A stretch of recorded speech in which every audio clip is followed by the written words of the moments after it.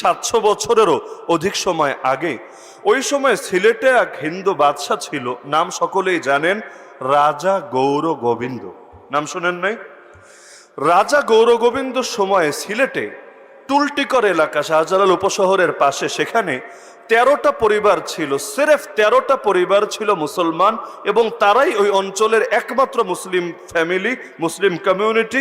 বাকি যা আছে সবই হলো মুশরিক, সবই হলো কাফের। তাহলে মুসলিম পরিবার কয়টা? মাত্র 13টা। যাদের পূর্ববর্তীরা এই অঞ্চলে এসেছে মৌলিকভাবে, আপনারা নাম শুনেছেন মুহাম্মদ বিন কাসেম রহমতুল্লাহ আলাইহি। এই অঞ্চলে সর্বপ্রথম যিনি ইসলামের পতাকাকে সমুন্নত করেছেন, ইসলামের ঝান্ডাকে বিজয়ী করেছেন, তিনি যখন সিন্ধু বিজয় করেছিলেন, তার সাথী সঙ্গীদের মধ্যে অনেকে দাওয়াতের মিশনে বের হয়ে পড়েছিল। তাদেরই একটা কাফেলা দাওয়াত দিতে দিতে বাংলাদেশের চট্টগ্রামে এসেছিল। ওই চট্টগ্রাম থেকেই তারা ছড়াতে ছড়াতে তাদেরই কিছু অংশ সিলেটে গিয়ে পৌঁছেছিল। ও পরবর্তীতে তাদের সন্তান বিস্তৃত হতে হতেই মাত্র 13টা পরিবার ছিল, যেই 13 পরিবারের সদস্যরা মুসলমান ছিল। তাদের যে সর্দার ছিল, সেই সর্দারের নাম সৈয়দ গাজী বুরহানুদ্দিন রহমতুল্লাহ আলাইহি। বা আজ সারা দুনিয়া, শুধু বাংলাদেশ না, শুধু সিলেট না, শুধু ঢাকা না, সারা দুনিয়ায় আজ যাকে চেনে শেখ বুরহানুদ্দিন রহমতুল্লাহ আলাইহি নামে। ঢাকায় যান, মেয়র হানি ফ্লাইওভারে ওঠার আগেই দেখবেন হাতের ডান পাশে, আজও আমি দেখেছি, সেখানে একটা কলেজও আছে তার নামে। সিলেটে যান, তার মাজারও আছে, তার নামে রাস্তাও আছে, বহুত কিছু আছে। এমনকি লন্ডনে চলে যান, সেখানেও দেখবেন শেখ বুরহানুদ্দিন রহমতুল্লাহ আলীর নামে মসজিদ আছে, সড়ক আছে, বহুত কিছু আছে। নামটা মনে রাখেন। এই যে আজকে ঘরে বসে বসে, রায়পুরায় বসে বসে যে কোরবানি করেন, আমার দিল সাক্ষ্য দেয় এর সব আল্লাহর বান্দা কবরে শুয়ে শুয়ে পেতে থাকবেন। শেখ বুরহানুদ্দিন রহমতুল্লাহ আলাইহি দীর্ঘদিন পর্যন্ত তার ঘরে কোনো পুত্র সন্তান জন্ম নিচ্ছিল না।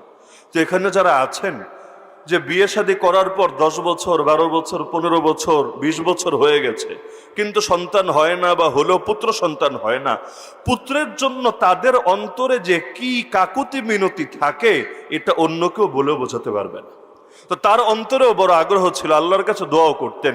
একদিন অন্তরে অন্তরে নিয়াত করলেন যে আল্লাহ, তুমি যদি আমার ঘর আলোকিত করে আমার ঘরে একটা পুত্র সন্তান দান করো, আমি ইনশাআল্লাহ গৌর গোবিন্দর সাম্রাজ্যের ভেতরে থেকেই তোমার নামে একটা গরু কোরবানি দেব। অন্তরের নিয়ত, যে যদিও এটা সেখানে বসে চিন্তা করাটাও অকল্পনীয়। কেন? কারণ সেখানে গরু কোরবানি দেবে দূরের কথা, প্রকাশ্যে ইবাদত করার সুযোগ পর্যন্ত ছিল না। লুকিয়ে লুকিয়ে জবাই করে ফেললেন। জবাই করার পরে, কোরবানি দেওয়ার পরে 13টা ঘরেই হাদিয়া পাঠিয়ে দিলেন। সকলেই গ্রহণ করলেন, মজার সাথে খেলেন। কিন্তু বাংলায় একটা প্রবাদ আছে না, যেখানে বাঘের ভয় সেখানেই রাত পোহায়। তো এখন আল্লাহর কি কুদরত, আল্লাহ তাআলা যা চান তাই তো হয়। বান্দা মনে করে এতে হয়তো অকল্যাণ, কিন্তু আল্লাহর সিদ্ধান্তে কখনো অকল্যাণ থাকে না। আল্লাহ যা করেন সেটাতেই সবচেয়ে বেশি কল্যাণ। ইতিহাসে বিভিন্ন বর্ণনা পাওয়া যায়। একরকম বর্ণনা অনুসারে একটা কাক এসে একটা গোশতের টুকরা ছো মেরে নিয়ে গেল। তো কাক তো গোশতের টুকরা নিতেই পারে, এত সিরিয়াস কোনো বিষয় না, চিন্তারও কোনো কারণ নাই। কিন্তু আল্লাহর কি আজীব কুদরত, কাক গোশতের টুকরাটা নিয়ে রাজা গৌর গোবিন্দর প্রাসাদের প্রবেশ মুখের সামনে ফেলে দিল। ফেলার জায়গা পেল না দুনিয়ায়, রায়পুরা ফেললেও চলতো, কিন্তু রাজা গৌর গোবিন্দর প্রাসাদের প্রবেশ মুখে নিয়ে সেটা ফেললো। পরবর্তীতে হঠাৎ কিরে এখানে গোশত আসলো কোত্থেকে? মানুষের তো কৌতূহল জাগবে, এটা কি মানুষের গোশত না মহিষের গোশত না কিসের গোশত? এখন গরুর গোশত তো আলাদাভাবে চেনাই যায়। সবাই বুঝলো কিরে আম্মাজানের গোশত এখানে এসে হাজির হলো, ব্যাপারটা কিরে? তো আম্মারে এভাবে ছিলে কেটে এখানে হাজির করবে কে রে? তো এখন তারা দেখে উত্তেজিত হয়ে গেল, এত বড় সাহস, গরুর গোশত এখানে, আর কিভাবে কিরে? খোঁজ খবর লাগা, কে করতে পারে এই কাজ? তো সন্দেহ তো আর কোনো সনাতনের উপর গিয়ে পড়বে না, সন্দেহ পড়লো মুসলমানদের উপর, যে এই 13টা ফ্যামিলির কেউ না কেউ করেছে। আজও সিলেট আপনারা আসলে, দাওয়াত থাকলো, সিলেট আসলে আপনারা শাহজালাল উপশহরের পাশে দেখবেন 13 রত্ন নামে অনেকগুলো জিনিস আছে। 13 রত্ন বাজার, 13 রত্ন জামে মসজিদ, মানে 13 রত্ন নামে অনেক কিছু পাবেন। এই 13 রত্নটা কি? এই 13 রত্নই হলো 13টা মুসলিম ফ্যামিলি, যাদেরকে স্মরণ করার জন্য আজও ওই এলাকাগুলোর নামই হয়ে গেছে 13 রত্ন। ইতিহাসগুলো মনে রাখবেন। তো এখন এই ফ্যামিলিগুলোর উপরে সন্দেহ আসলো, তদন্ত করে তারা পেল যে শেখ বুরহানুদ্দিন এই কাজটা করেছে এবং নিজ পুত্রের জন্মে খুশি হয়ে কাজটা করেছে।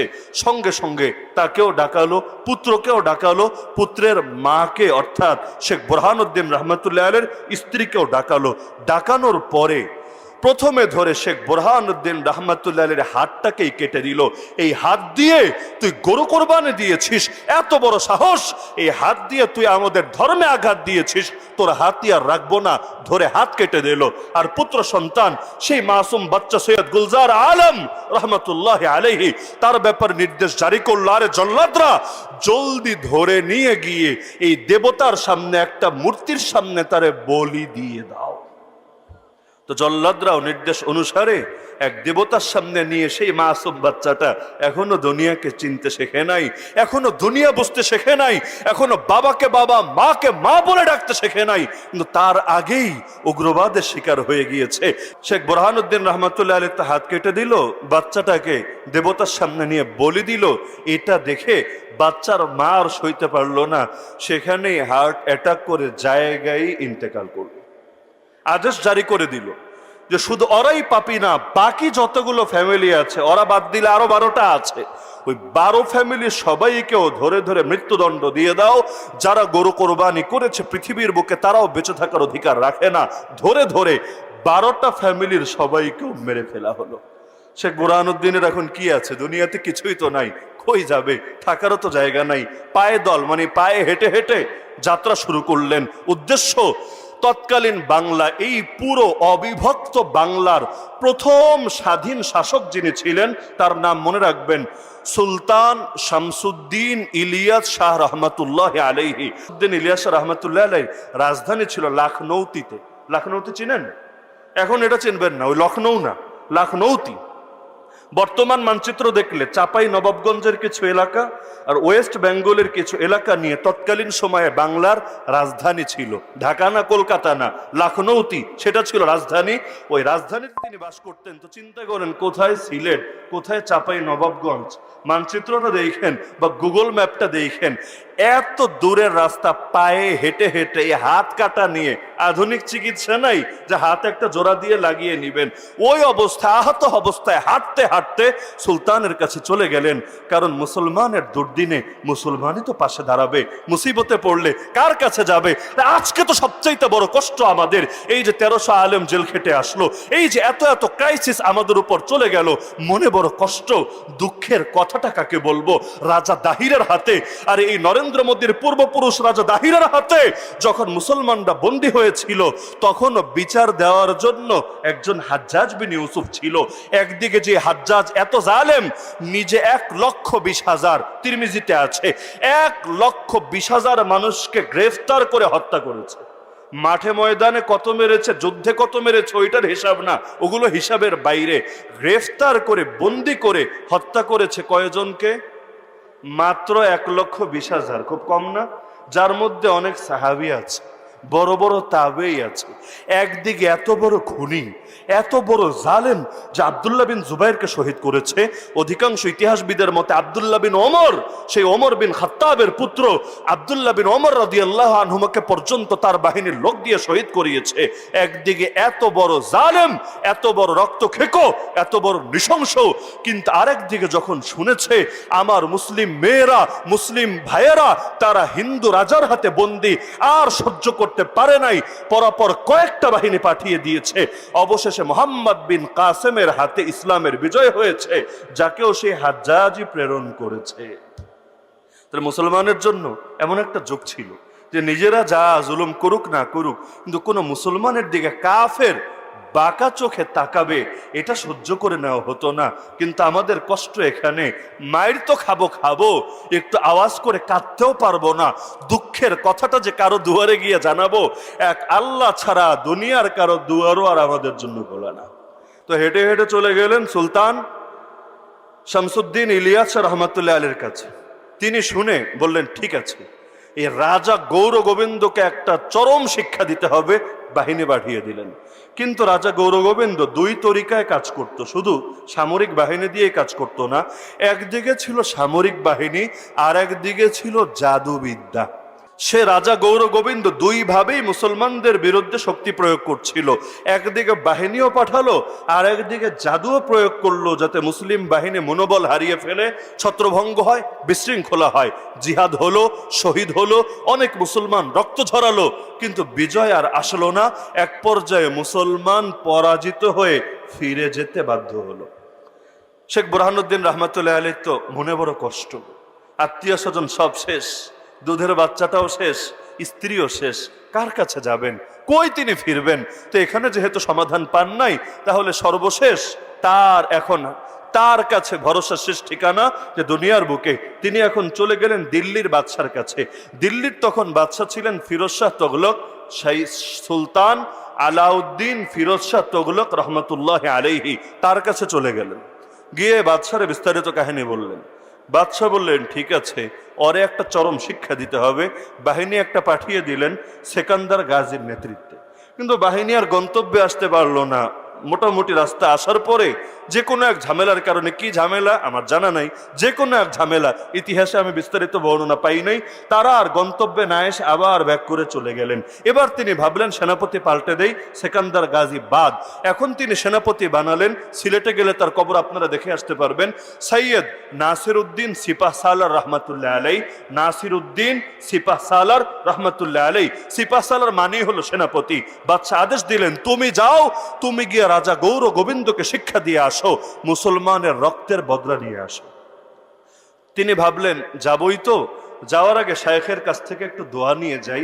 তো এখন তিনি দোয়া নিতে চলে গেলেন তার শায়েখের কাছে। তার শায়েখকে নাম বললে সবাই চেনার কথা, সুলতানুল আউলিয়া খাজা নিজামুদ্দিন রহমতুল্লাহ আলাইহি। নাম শোনেন নাই? হয়তো আপনারা এভাবে শুনেছেন খাজা নিজামুদ্দিন আউলিয়া। আউলিয়া আসলে তার নাম না, আউলিয়া আবার ব্যক্তির নাম হয় কেন? তার মূল নাম হলো নিজামুদ্দিন। তো খাজা নিজামুদ্দিন, আর তিনি যেহেতু ওলিদের শিরোমণি, এজন্য বলা হয় সুলতানুল আউলিয়া। দোয়া নিতে গেলেন কার কাছে? সুলতানুল আউলিয়া খাজা নিজামুদ্দিন রহমতুল্লাহ আলীর কাছে। যখন গেলেন, ওই সময় তার দরবারে আর একজন বড় হুজুর বসা। ওই হুজুরের নাম জানেননি আপনারা? একটু ইঙ্গিত দিলে বুঝতে পারবেন। ইয়ামান দেশের সেই মুজাররাদ বুজুর্গ, কি নাম? মাশাআল্লাহ, শাহজালাল রহমতুল্লাহ আলাইহি ৩৬০ জন সঙ্গীকে নিয়ে ওই জায়গায় উপস্থিত। কোথায়?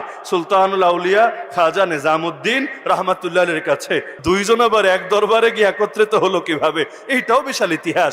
তিনি যখন সেই হিজরত করে ইয়ামান দেশ থেকে আসলেন, তো দূর থেকে একটা মানুষ আসলে তার কদর করা দরকার না তার ক্ষতি করা দরকার? তো সুলতান আউলিয়া খাজা নিজামুদ্দিন রহমতুল্লাহ আলাইহির এক শাগরিদ, এক মুরিদ এসে পিন মারতে শুরু করলো, হুজুর ইয়ামান দেশ থেকে এক ভণ্ড পীর সাহেব এসেছে, সঙ্গে আবার অনেকগুলো মুরিদও আছে, অনেকগুলো ওলিও আছে, তারা কি জানি ধান্দাবাজি করছে। বিভিন্নভাবে পিন মারলো, কান ভারী করলো শায়েখের। এখন এটা শুনে আমাদের জামানা হলে আমাদের যে হাল হতো আর কি, আমরা তো শুনতে দেরি, ফয়সালা করতে দেরি না, শোনা কথায় কান দিতে দেরি না। শুনেছে যে চিল কান নিয়েছে, এখন চিলের পেছনে ছুটতে শুরু করেছে, একটু হাত দিয়ে দেখে না কানটা কি জায়গায় আছে না আসলে চিল নিয়ে গিয়েছে, এইরকম অবস্থা। তো এখন আমাদের হালত যেমনই হোক, খাজা নিজামুদ্দিন আউলিয়া রহমতুল্লাহ আলাইহি বললেন, এই মুরিদ তোরে যাতে আর জীবনে দরবারে 4 বাউন্ডারির মধ্যেও না দেখি, তুই বহিষ্কার, বাদ, তোরে আর এখানে কোনো স্থানে দেওয়া হবে না। অন্যদেরকে ডেকে বললেন, কার নামে বদনাম করেছে? আল্লাহ সে ওলিরে আমার সালাম জানাও, আমার পক্ষ থেকে তাকে মেহমানদারির আবেদন জানাও। খবর গেল, শাহজালাল রহমতুল্লাহ আলাইহি তার দরবারে আসলেন। মাঝখানে কোনো ইতিহাসের বর্ণনায় পাওয়া যায়, সত্য মিথ্যা আল্লাহ ভালো জানেন। তার কাছে যখন সালাম পৌঁছেছিল, একটা কৌটা পাঠিয়েছিলেন হাদিয়া। সালাম পৌঁছার পরে ফিরতি সালাম তো দিয়েছেন, হাদিয়া হিসাবে একটা কৌটা দিয়েছেন। যেই কৌটার মধ্যে একদিকে ছিল নিচে জ্বলন্ত অঙ্গার, উপরে হলো তুলা। জ্বলন্ত অঙ্গারের উপরে তুলা থাকবে নাকি? থাকার তো কথা না, কিন্তু এটা কৌটার মধ্যে ভরে দিয়েছেন। ইতিহাসের বর্ণনায় পাওয়া যায়, সত্য মিথ্যা জানি না, আগেই বললাম। তো এটা খাজা নিজামুদ্দিন আউলিয়া রহমতুল্লাহর কাছে এসেছে, তিনি খুলে দেখেই যা বোঝার বুঝে নিয়েছেন। পরে যখন তাকে দরবারে আমন্ত্রণ জানিয়েছেন, ওই সময়ই সৈয়দ নাসির উদ্দিন সিপাহ সালার গিয়ে হাজির, হুজুর জিহাদে যাচ্ছি, দোয়া করে দেন। এই যুগ হলে বলতো কি জঙ্গি, দ্বারা ফোন দিচ্ছি এখনই। তোরে ধরাতে হবে, তোরে না ধরালে আমারও খবর আছে, 2 দিন পর আইসা আমারও ধরবে। কি রে, এই পীরের মুরিদ না? তাইলে তলে তলে পীরেরও মনে হয় কানেকশন আছে, তো নিজে বাঁচলে বাপের নাম, আগে ফোন দিয়ে ধরায় দিত। তিনি বললেন, আরে বহুত মোবারক সফরে যাচ্ছ, তোমার সঙ্গে সার্বক্ষণিক আমার দোয়া থাকবে। শাহজালাল রহমতুল্লাহ আলী বললেন, হিজরত করে এত দূর যখন এসেছি, শাহজালাল রহমতুল্লাহ আলী বললেন, তাহলে আর আমি এখানে এসে আটকে থেকে কি করব? আমিও মুজাহিদ বাহিনীর সঙ্গে যাব ইনশাআল্লাহ। একদিকে জিহাদের মেহনত চলবে, আরেকদিকে দাওয়াতের মেহনত চলবে, আরেকদিকে আত্মশুদ্ধির মেহনত চলবে। 3 মেহনত একসঙ্গে যখন চলবে, আশা করা যায় আল্লাহ এই বাঙ্গাল মুলুকেও ইসলামকে পরিপূর্ণ বিজয়ী করে দেবে। বাহিনী নিয়ে যাত্রা শুরু করলেন।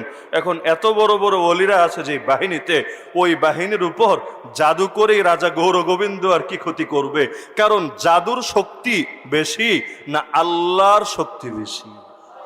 তো এখন রাজা গৌর গোবিন্দ দেখে, কিরে, জাদুর শক্তিতেও কাজ হয় না, আবার বাহিনী পাঠিয়েছে, বাহিনীও টিকতে পারে না, কারণ দোয়া না, দোয়ার সঙ্গে দাওয়াও আছে। তো সেই শাহজালাল রহমাতুল্লাহ আলাই সহ সেই বাহিনী গিয়ে সিলেটে ঢুকলেন। রাজা গৌর গোবিন্দ নাম শুনেই প্রাসাদ ছেড়ে পালিয়ে গেল। সেখানে আজান হলো, রাজা গৌর গোবিন্দর প্রাসাদ মাটির সাথে মিশে চূর্ণ বিচূর্ণ হয়ে গেল। পরবর্তীতে সেই ওলিরাই সারা অঞ্চলে ছড়িয়ে গিয়ে দাওয়াতের মেহনত করতে লাগলেন। এই যে সেই সৈয়দ নাসিরউদ্দিন সিপাহসালার রহমাতুল্লাহ আলাই, আমার বাড়িতে কখনো আসলে দেখবেন আমার বাড়ির একেবারে কাছেই তার কবর এখনো অবস্থিত। আর শাহজালালের কবর তো আপনারা অনেকে দেখেছেন, শাহপরান রহমাতুল্লাহ আলাইহির কবর দেখেছেন। তাহলে এক একজন এই যে এক এক জায়গায় কেন দাওয়াত দিতে দিতে ছড়িয়ে গিয়েছিলেন। তাহলে এই যে বাংলা অঞ্চলে 360 আউলিয়ার দ্বারা ইসলাম প্রতিষ্ঠিত হয়েছে, ছড়িয়েছে, বিশেষ করে সিলেট থেকেও সারা দেশে এই আলো আরো বিস্তৃত লাভ করেছে, এটা সবাই জানে। কিন্তু এর গোড়ায় যে গরু কোরবানির ইতিহাস লুকিয়ে আছে, এটা অনেকে জানে না। তাহলে গরু কোরবানির দ্বারা বা গরু কোরবানির বরকতে এই অঞ্চলে ইসলাম বিজয়ী হয়েছে। ওই যে শুরুতে বলেছিলাম, কথাটা ভুল, কথাটা মিথ্যা, কথাটা অবাস্তব নাকি বাস্তব?